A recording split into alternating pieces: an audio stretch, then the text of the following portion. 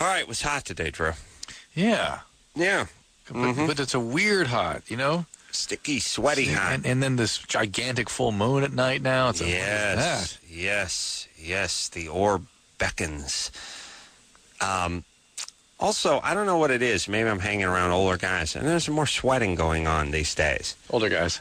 Maybe that. Maybe some running around with a camera crew and stuff. These poor camera guys. These cameras, the cameras are the size of Yugos, and they haven't shrunk an inch in the last 30 years. And they always talk about those. Oh yeah, today's digital technology. I mean, the quality you get from a phone camera today is 10 times better than what NBC was using in the 70s and stuff like that. Yet these huge beta cams have remained exactly the same. And I keep saying, well, why don't you just drop down to, a nice 3-chip job that you can, weighs 14 ounces instead of 126 pounds. How dare you? But these poor guys are running around with these things. Well, then you've always got the sound guy, that huge tray of sound equipment. Pushing looks it around. Like the cigarette lady. Big giant wheel in the back. Yeah, it's awesome. No hardier breed. You know how there's people you inherently hate? Yeah. And I've spoken about them all the time. Yeah. I don't like meter maids, although I don't actually know any personally. Hate publicists. There's people you just hate. Like, I haven't met too many attorneys I like. I hope you're going to say Camera's the opposite. Yes. Yeah, Camera's the guys you intrinsically like. Let me tell you something, everybody. Yeah. Cameraman is like fireman. Yeah. Big, rugged, hardy guys in a nice, silent, never complain. Jimmy and I would go do some man show thing in Mardi Gras. Yeah. We'd be out on the streets of Bourbon Street till 5 in the morning. This guy's lugging this 80-pound camera on his shoulder, and he's running in front of us and running backwards through vomit-filled alleys. And, there's somebody with their hand on his belt sort of dragging him so he doesn't run into, a dumpster. And these guys are just animals. They're sort of like whatever. It's not just the handheld guys, too. Even the guys behind the big. All cameramen are salt of the earth. They're the greatest guys in the world. And there's camera women, too. There's a couple of them. We got one on our show. Attractive. Catherine? Beth. Beth, yeah. Solid. Yeah, it's just something about camera people. First off, they don't want to be in front of the camera, so already they get points. They actually don't want to be in front of it. They want to be inside of it. Right. The only people on Earth that categorically do not want to be in front of the camera. No, it's impossible. The only way they can be in front of the camera is if they drop their camera. But they're just... I don't know what it is. They're like sort of like part lumberjack, part technician, part fireman. They're just men and women, but they're usually all the same dude. Stocky dude, strong guy, tall guy, and they all wear these sort of all-terrain boot sneaker. Yeah. Sort of mid-ankle with the waffle sole, but it's part tennis shoe. It's hybrid thing. Yeah. And these guys are just salt. I love cameramen. They don't talk. They never complain. They always agree, and they're just great. Yeah. Agreed. Great guys, right? Always. Publicists, pain in the ass. What percentage of publicists versus cameramen? It's 90 and it's 90, but it's 90 positive. No, it's 98 for cameramen. You like 98 out of 100 cameramen you love. 98 out of 100 publicists you hate. I don't even know where attorneys are, but someday we ought to just break down jobs to the sort of a-hole ranking. Attorney is way up there. Plastic surgeon, way up there. Going to see Dr. Marcel in studio here in a couple of days, so I'm warming up for that. I don't know what else. Hairstylist, jeweler. I could come up with a whole list of things. Most any guy that has to do with any female stuff, usually always a disaster. Yeah. And then you start getting into like weird, odd stuff like pet groomers and stuff. Yeah. I think those guys are a disaster too. I'm gonna work on those. Those are never Drew. guys. That's true. They're always lesbians though, but they're more man than you or I could ever hope to be. Strong, stocky. I remember doing some work for one of these women who worked at the kennel, and I was like, this woman, she was 5'3", went about 285, Oof. 9 ounce of fat on her. Oh. Butch, and I was like, so what do you do beside work around with the pets? Black powder rifles. Oh. You're into guns. Black powder. You don't just target shoot. No, musket. Wow. It's like, super uber lesbo. black powder. She's out there with a musket. I mean, Pirates of the Caribbean crap, stuffing the ball down in there, musket ball, tearing off the powder horn. Your powder dry. Wow. Yeah. She must do reenactments. Oh, she's like, New Flint! Flint! Oh, yeah. Oh. Do you want to read this thing? No. Okay. Lisa? Nothing weird with the teddy bear? A lot of physical, verbal abuse still goes on today. Who's physically? Not the physical, the verbal abuse still goes on today. Well, you're gonna find it everywhere you go. But who's verbally abusing you? My parents. My parents are Middle Eastern, and there was just a lot of traumatic events that took place where I would be in the bathroom for days and not want to come out. I was afraid of my. No, not all right. Verbal. It's funny because I find all Middle Easterns to be a very friendly, jovial. They're jovial. They're jocular people. I can't imagine there's any verbal abuse. Well, Lisa, I'm suspicious that really what happens here is that the closeness is what troubles you, and that being close, being intimate, proximity of other minds is what makes it difficult for you to be sexual because you've been so badly traumatized. So, when you're with an by yourself, inanimate object, you have no trouble functioning, but when you're close with somebody else, you get inhibited, quite literally biologically inhibited.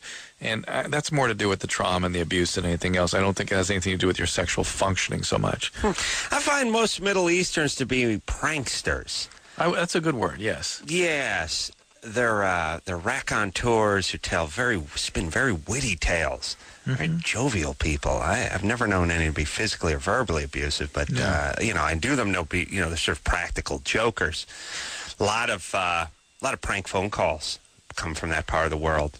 Truly. Yeah, crazy. Most great comedic playwrights are from that part of the world. Oh, absolutely. Funny people. Funny. Hysterical folks. Super sense of humor. Amazing sense of humor. Great fun. You know what I mean? Oh, yeah. It's fun. Now you fly over the Middle East, you can hear the laughter coming up almost through the airplane. I swear you can feel it, Drew. Wow. Great, jovial. Love to laugh. Eden? Love to laugh. Love it. Close your eyes, see, picture all that footage of those guys just laughing their asses off. Great. Yeah. Eden? Hello? Go ahead and shut down that computer. That's fine. Yeah. How are you boys doing? Good. Puckish is what I would call the Middle Eastern people. Go ahead, Eden. I personally don't know any, but I'll take your word for it. Well, but we all know the stereotype of the Middle Eastern and can't stop pulling practical jokes. Well, if I believed anything the media said, I wouldn't have half a brain to listen to anything. I'm so glad you said that because it's awesome that no one ever knows what I'm talking about. I know, but she's read my mind. Eden is calling from Austin. I was reading a little thing tonight about the runaway.